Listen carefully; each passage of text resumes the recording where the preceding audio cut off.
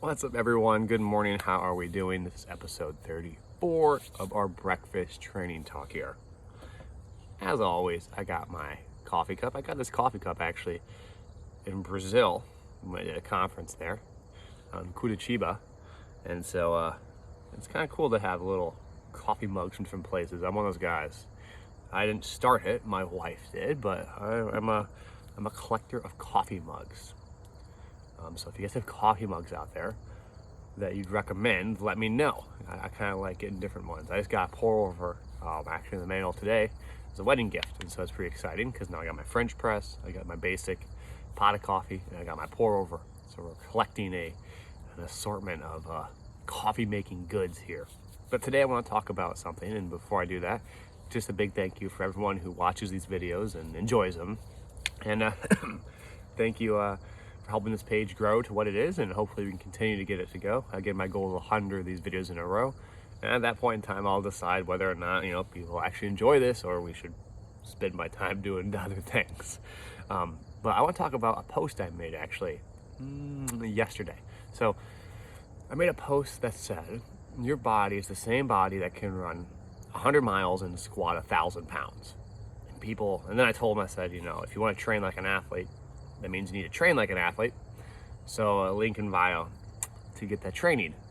And people got grumpy about it. They're like, oh, your program's not going to help me squat 1,000 pounds, or you're not going to run 100 miles or whatever. I'm like, that's not the point of, it's not the point of the post. The post is not attempting to tell you that my program's going to help you run 1,000 pounds. Lift 1,000 pounds or run 100 miles. Matter of fact, I'll tell you it won't.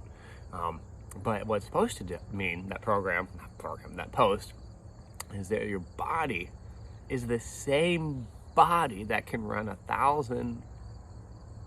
1,000 pounds or run 1,000 miles. It's not like the 1,000-pound lifter is endowed with a different set of organs than that of the person who runs 100 miles. They have a heart, they have muscles, they have an endocrine system. It's the same functional system. Now they might have some genetic tendencies towards being more successful at lifting heavy or running distances, whether it's hormonally or structurally or anatomically, whatever it might be. But it's still the same functional system. And that's pretty mind-blowing, because what it tells you is that this system we have, the body, is an adaptive functional system. It will morph to the demands placed upon it. Hence why I said you should then want to train like an athlete to be like an athlete, because if you can squat a lot by squatting a lot and run a lot by running a lot, in theory you could get more athletic by training like an athlete. But it's pretty amazing that our body is able to do these things where we can do extremely distinct endeavors, very polar opposites, very different in nature, and accomplish them and get better at them over time, as long as we have a gradual increase in those demands. Now, the 1,000-pound squatter is not going to go run 100 miles, and neither the 100-mile runner is never going to squat 1,000 pounds. Those are two distinct routes of adaptation, right? They're totally different. But it's still the same functional system. And that is very mind-blowing when you think about it. And the significance of that is massive, right? The implications are huge. The same person who swims a lot, the same person who rock climbs, the same person who wrestles, and the same person who plays basketball might have some different genetic leanings. They might be taller, smaller, or whatever. But it's still the same functional system.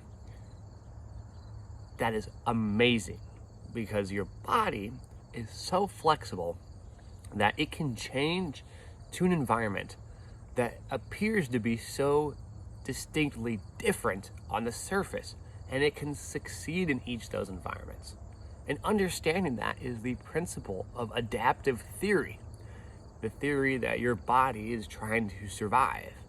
It's actually one of the ideas around what is called, there's different theories of adaptation and why the body adapts the way it is, but you could also argue that it's I like this theory, it's a cool one. I believe it's called the selfish brain theory. It's the idea that the brain does everything it can to survive. And that's why it's the central nervous system. It's the mastermind.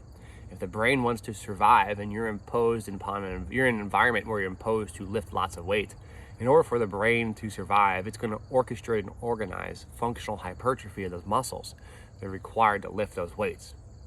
If it needs to run lots of distance to get food so it can have nutrients to survive, it's going to find ways to help functionally adapt the body to run larger and longer distances.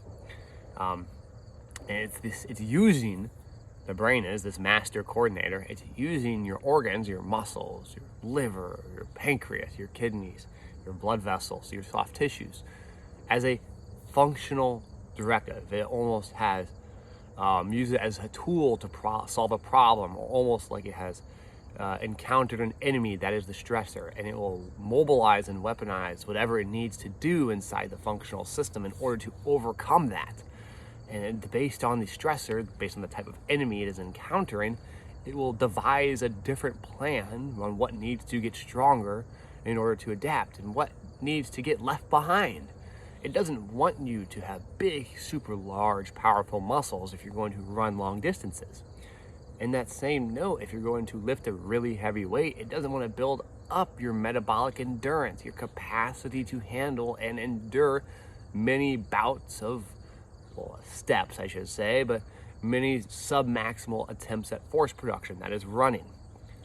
That's pretty interesting. Understanding that functional adaptive nature of the body allows us to organize training programs around the imposing a specific stressor, the workout itself, and then the gradual increase of that magnitude, knowing that that's going to cause specific changes, but also modifications within it. Maybe we're going to squat heavier versus faster to impose demands that are going to cause those areas that are going to help you perform on the field get stronger, bigger, faster. All right, it's basically, we can flip this training on the side and no longer think about it as terms of lifting weights, but imposing a stressor. When we impose a stressor, we create adaptation. Adaptation is really amazing because we have this wide array of adaptation we can do, our body can go through. So again, going back to that initial statement, yes, it's the same body that ran 1,000 miles or 100 miles and lifted 1,000 pounds. It's the same functional system, just adapted to very different ends of the spectrum. Something to think about. Pretty cool concept. I hope you all enjoy it. I'm going to finish my coffee here, stare at some corn, and think about, how I'm going to functionally specialize my body to become more athletic. I appreciate y'all. As always, take care. If you enjoy these, feel free to give a thumbs up, share, and comment below.